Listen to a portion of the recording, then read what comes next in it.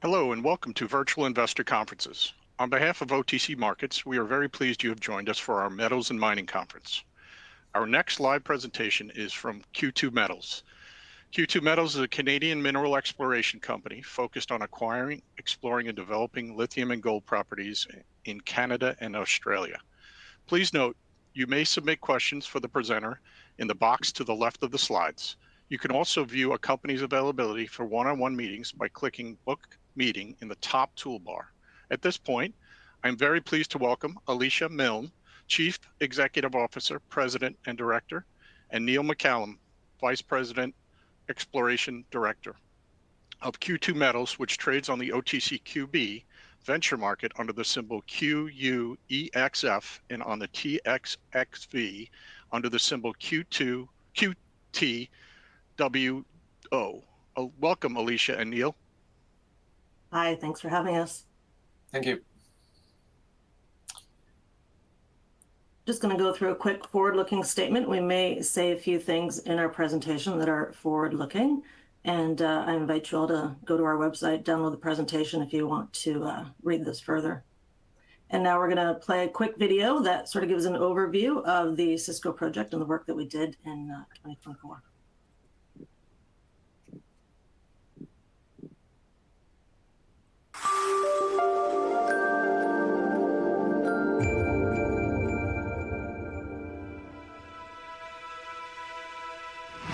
In the heart of the EUSG, James Bay region of Quebec, Canada, an exciting new chapter in lithium exploration is unfolding.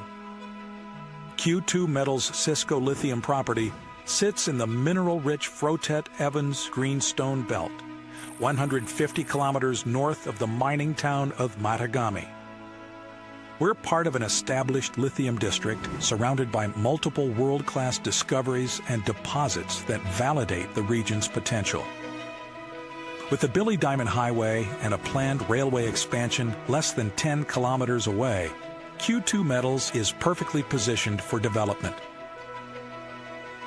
Drilling on the project has focused on just a fraction of the almost 40,000-hectare land package, which remains highly prospective for additional new discoveries.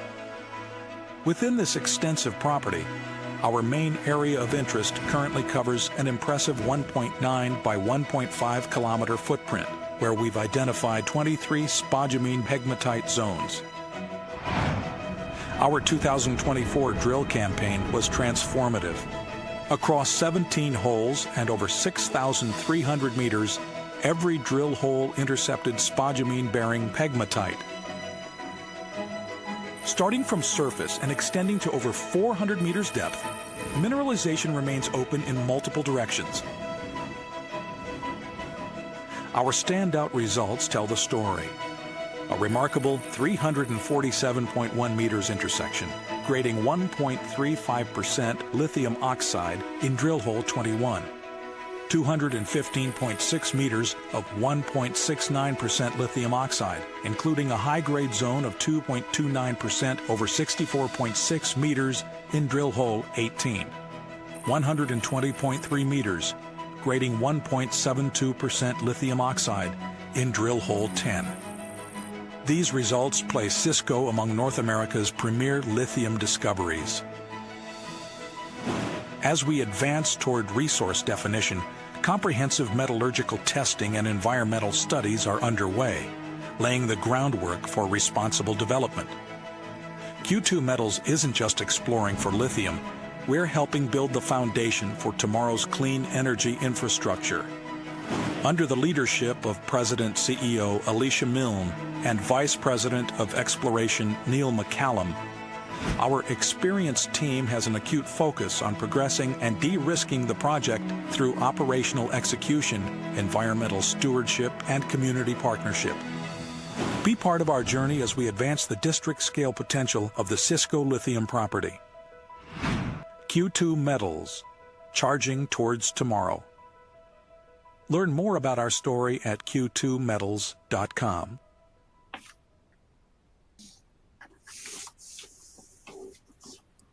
So we are Q2 Metals Corp. We're, as mentioned before, we're a Canadian mineral exploration company, and our current focus is on the Cisco lithium project, which is located in the EU-Ischia James Bay area of Quebec, Canada. This picture here, this is the main CO1 outcrop that you see in, that you just previously saw in our video. And if you can see right in the very middle of the screen there, there's a rock hammer station there, just so you can see the actual scale of that CO1 outcrop. I myself am Alicia Milne. I am the president CEO of the company. I've been with the company since, I believe it was 2020. I've been president CEO since 2022. My background is in legal, and I've been a corporate secretary of various mining companies throughout my career. Most notably was Pretium Resources, which was the high-grade gold mine in northern British Columbia named Bruce Jack. I was with them from exploration all the way through development, through to production. Once I left there, I came back into the junior market space, and yeah, I've had Q2 since. And we're joined here with Neil McCallum, who's our Vice President Exploration. And Neil, do you want to give a quick bio for you? Yeah, quickly. My background primarily has been in the consulting side with DeRouge Geological Consulting, pushing forward a lot of specialty metal projects across North America. In the last 8 years, it's really been focused on lithium. So I've been with Q2 since about 2023, and yeah, happy to be part of the team. We're then rounded out by, there's 4 other directors on our board, Jody Belfleur, Leo Power. They were original directors with me on the predecessor to what is now Q2. Simon Cohn, he's a mining engineer based out of Australia. And we also have Kevin Bottomley, who's a capital markets specialist, who's also involved with a couple of different companies. We've got Jason McBride and Chris Ackerman, they're our corporate communications team. We recently announced Simon Gavan, who's heading up our community relations, as well as Chris. And then we also use DeRouge Geological, which has quite a significant footprint in the James Bay area. They've worked for a few different companies up there, and quite experienced in the lithium space. Just a quick overview of our share structure. This is as at February 7th, so this past Friday. Our share price was $1, which was nice for easy math. Our issue outstanding is 138.4 million shares, fully diluted, including the Cisco option shares is 218 million. Current cash on hand, this number is our last published financial number, which was 6.8 million. But as you note at the bottom of the screen here, we have warrants that are in the money. Currently, this is as at Friday, there was 9.3 million warrants still remaining, which could bring in potential proceeds of 5.6 million. That number has changed. Our issue outstanding is in a constant state of flux right now because those warrants are coming in. They are in the money. They're at 60 cents. So this number is slightly off. It's closer to 8 million left, and that just corresponds into what our issue outstanding would be. We also have some warrants that expire in 2026. Those are from a financing that we did in this past summer in 2024. Those are also in the money at 50 cents each.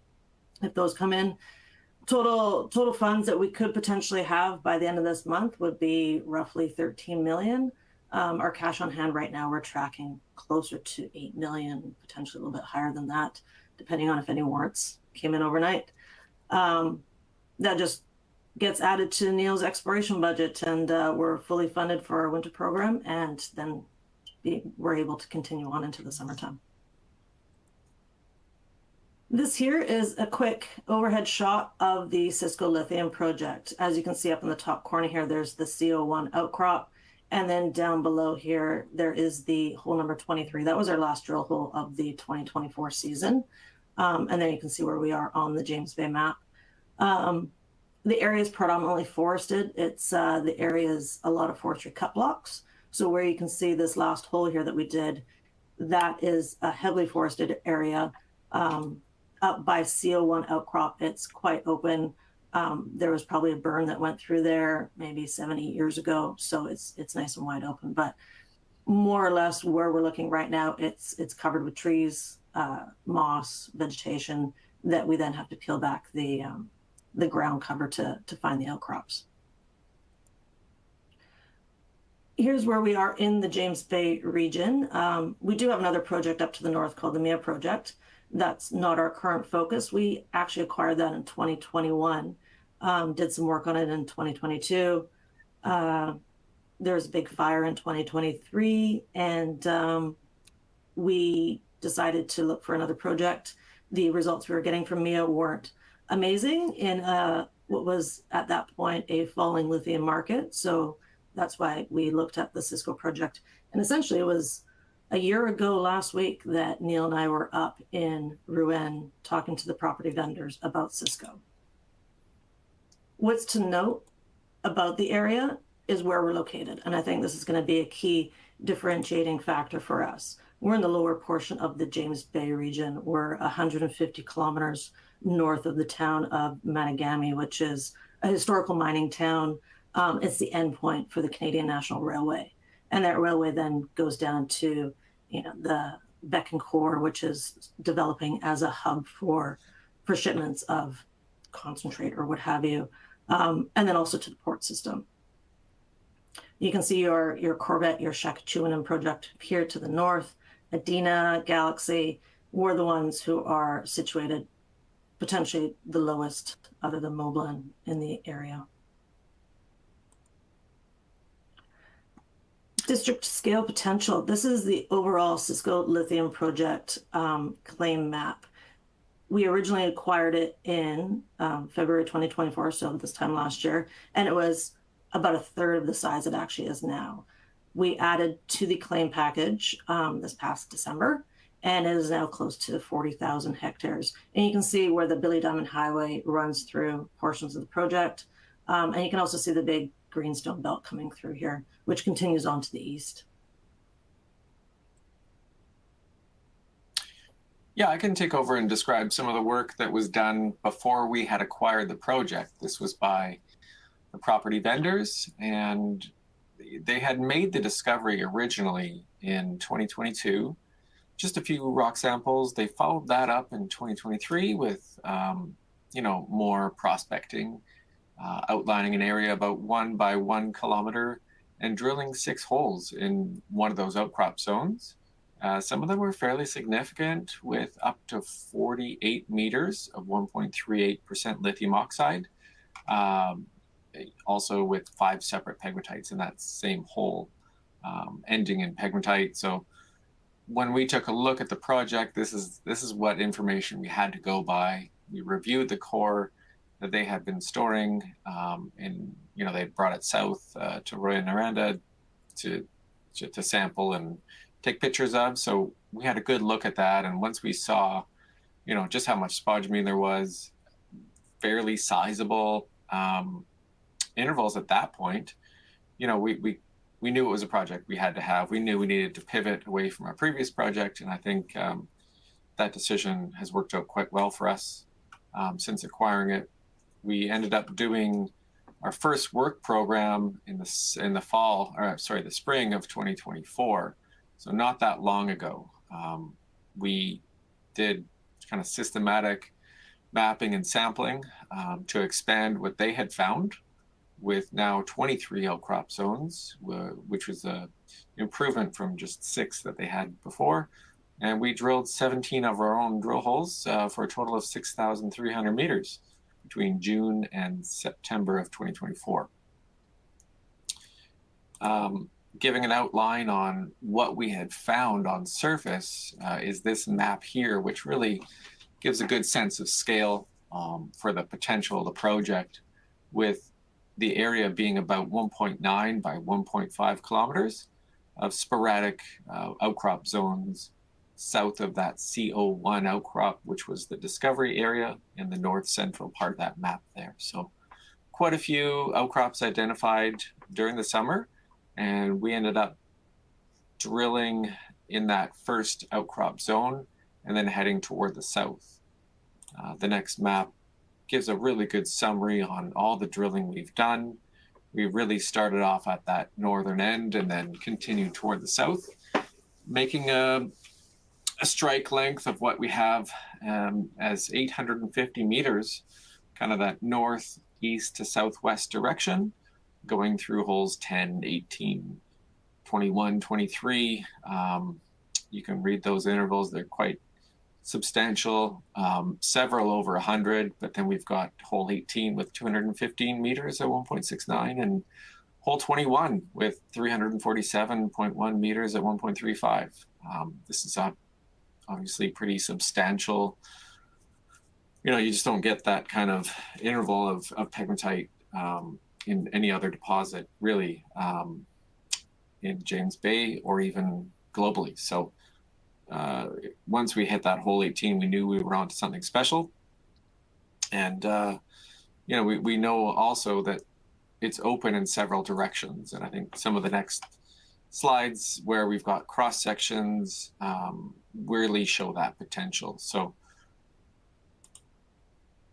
this is that surface, you know, same view almost as what Alicia had pointed out before, giving you a good view of the topography from holes 23 all the way up to that CO1 outcrop with the forested area and a few other drill pads spread out throughout there. And then the burnt zone to the north there is on the left-hand side. Looking at the first cross-section going through that discovery outcrop CO1 toward the south, including that really wide interval of 347 in hole 21, gives you a sense in a sectional view of the potential here. You know, looking at all the zones from CO1, the varying pegmatite intervals, and then it's virtually open toward the southeast. So that's going to play into our 2025 plans, but that kind of gives you a sense of scale. And when you stack up all the core boxes, this is a good view of what that actually looks like with geologists for scale. Obviously, that's almost the entire interval of greater than 300 meters of pretty well continuous pegmatite. The next section toward the south, the widest one we have, adding up, you know, all those 5 different drill holes, shows again that, you know, hole 18, the most substantial one on the section, there's, you know, stacked pegmatites on either side of it. And as we continue looking toward the southeast, towards those outcrop zones CO14 and 6, it's again open toward the east, and that's going to be focus this year. And then the most southernmost one, we have again, the most substantial one is in hole 23 with 186 meters of 1.5% lithium oxide. And again, you'd consider that open toward the southeast again. When we had been doing the drilling midway through or towards the end of it, we ended up doing what's called a downhole optical televiewer survey. So they send a camera down the hole, collect measurements on the angles of the contact between the pegmatite and the host rock. And this really gives us the assurity that we're drilling in the most appropriate angle. We're getting a lot of feedback from some folks saying that, oh, you guys are drilling down dip and maybe over-exaggerating the widths because we're drilling in an inappropriate direction. So what we've noticed is that the surface measurements in blue here seem to line right up with those downhole optical televiewer observations as well. So when we started out the drilling at the north there, it was in one direction, and as we headed toward the south, it seems to be changing direction slightly, but on average, these drill holes that we've drilled so far are perpendicular to the strike, which is exactly the way we want to be tackling this. And again, the most appropriate dip as we can here, it seems like it's dipping on average about 70 or 80 degrees, and we're drilling, generally speaking, minus 45 angled holes to intercept that at the most appropriate angle. And again, the follow-up work we've done in terms of mineralogy and metallurgy is doing a somewhat systematic collection of samples across the zones that we've collected, zones that we've tested so far. And the work that has been done shows that the only dominant spodumene mineral is or dominant lithium-bearing mineral is spodumene. So that is a big win for us, because if you have other minerals included in the pegmatite, like petalite or biligonite or lepidolite, those are going to complicate the metallurgy process. So having that, systematic view that for what we've seen so far, the spodumene is the dominant mineral, that's going to lead toward a simplified metallurgy process. And we're doing the work to prove that part now, that we've done that first step of confirming the spodumene dominant mineralization. Okay, so getting into our plans, this shot here is our first hole of the season. You can see the beautiful Canadian landscape in the background.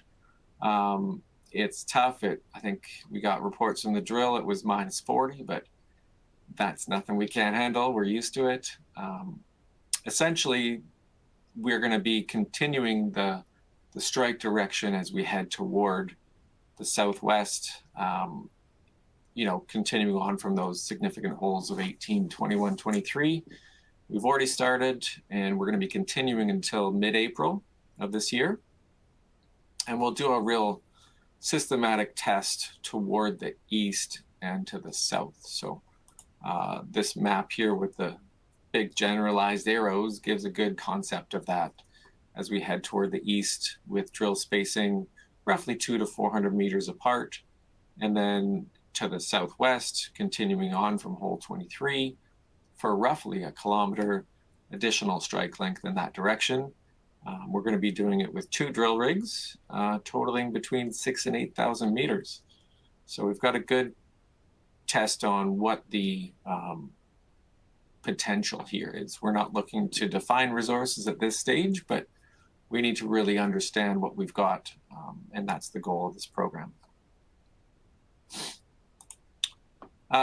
This section here gives a real good perspective from the northeast to the southwest on just what that open strike direction looks like. On the left-hand side of that cross section, you can see the holes that we've drilled so far, all lining up pretty well for those wider intervals in the same direction. And we'll be testing that with, sort of a generalized look on what those hole traces will look like as we're testing beneath those outcrop zones that we've identified all the way just over 1 kilometer. And our catalysts for the year, we're already into February, starting our drill program, and the warrants are coming in. In March, we'll be continuing the drill program with hopefully assays being announced at the end of March. We can put out some visuals before that, but we'll be continuing again until mid-April. We'll take a little bit of a break for traditional goose harvesting season, which is throughout the whole James Bay region. We'll be back likely in June for the work program of the summer, scale of which is yet to be determined, but I think it deserves a lot more work once we, we've got financing to continue that program right now with the warrant money coming in. So, and then ongoing work into the fall, and we'll see where that takes us. Well, we still have you here, Neil, talking about geology. I'll ask you a few of these Q&A questions here. Oh, sure. Great. The first question, do you make any adjustments to your drill plans if, for example, the first big step out hits? Do you pivot one rig and keep going in that direction? That's a good question. I'd like to stick to a systematic direction because it's hard to know which is going to be the better way to go, toward the east or toward the south. I think spreading out is going to be a good option. There's, in my view, a slightly more higher chance that we'll find the continued zone toward the southwest. East is a little bit more interesting in terms of the geology, so we'll have to see. And I think I've heard you mention this before, that we don't even know if we're in the best area to further define a resource. So continuing to step out right now will just continue to build the potential mineralized zone. Here's another one here for you, Neil. Do you have any plans to drill along the modeled strike perpendicular to the orientation of already drilled holes? Do you want to say that again?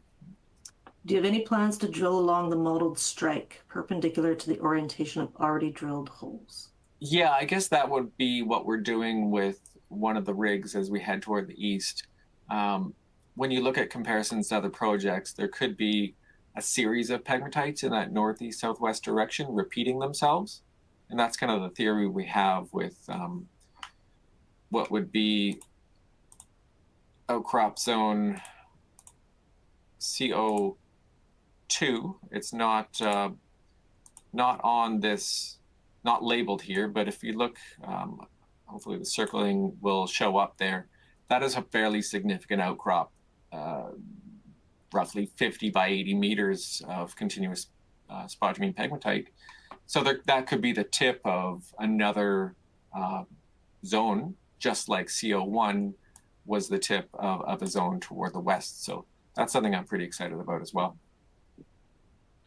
Here's another good one. Is the first drill hole stepping out from hole 22 going to be drilling in the same direction as the 347-meter hole, testing if it extends to the southeast? Yeah, correct. We're stepping back behind hole 22, roughly in this kind of sketched out area that will really test underneath these pegmatite zones. And then it's going to keep continuing just under hole 22. So that's kind of the idea. And then we'll step out from that in a systematic manner. Mineralogy. How does the mineralogy compare with the Corvette project? Similar. Corvette is also spodumene dominated, and that's going to really help us in terms of, taking this similar type of approach for processing. That's the hope anyway. I think that's it for geology questions here. Mm-hmm. Sorry, bear with me. Here, let me get, here's one. It's likely that the larger intervals will trend towards the surface somewhere and yield large intervals from surface? Question mark? Is it likely? Yeah, it's somewhat likely. I think when Alicia mentioned the vegetation cover being a little bit of a challenge, we're not seeing a ton of outcrop when we are doing our surface mapping. So we're somewhat limited. Some of these zones don't seem to go to surface. For instance, hole 21, one of our best holes, there's zero outcrop above that. So that's sort of the reason behind a more systematic approach, because the outcrops might not be all that indicative of what we see subsurface. Here's a good one that I'll try to take. How do you balance drilling in a difficult market for lithium juniors, good results not being rewarded, versus conserving cash until lithium prices improve? Yeah, it's been I don't want to say hard, it's been difficult. The financing that we did in July and August, I mean, at that point we had just started drilling at Cisco and literally nobody cared. Once we started announcing, hole 18, hole 21, there was a few people that started paying attention. I unfortunately, it was a lot more Australian-based people that were paying attention than Canadian-based people. But it's a difficult market, and we're very cognizant of the fact that it's hard to raise money right now. When we first acquired Cisco, we still had, I would like to think, was a considerable amount of money. I think we had about $7 million at that point that we still had from our 2023 raise. And we wanted to make sure that every single meter counted that we were drilling at Cisco, because if we weren't hitting anything, then we needed to essentially stop drilling and figure out what our next move was. I mean, we were able to pivot from our MIA project to Cisco, and yeah, we did start hitting, but I think as we continue to move forward, we're just going to be very cognizant of the dollars that we're spending, because, it might be difficult to raise another chunk of money. And I think the plan is to keep drilling using the money that we have and seeing where that gets us. And hopefully we'll be continuing onwards with an exciting story in 2025. Mm-hmm.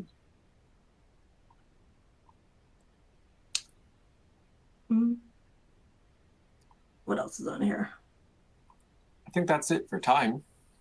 Yeah. I think we're at our. Thank you all for joining us. I hope this was good.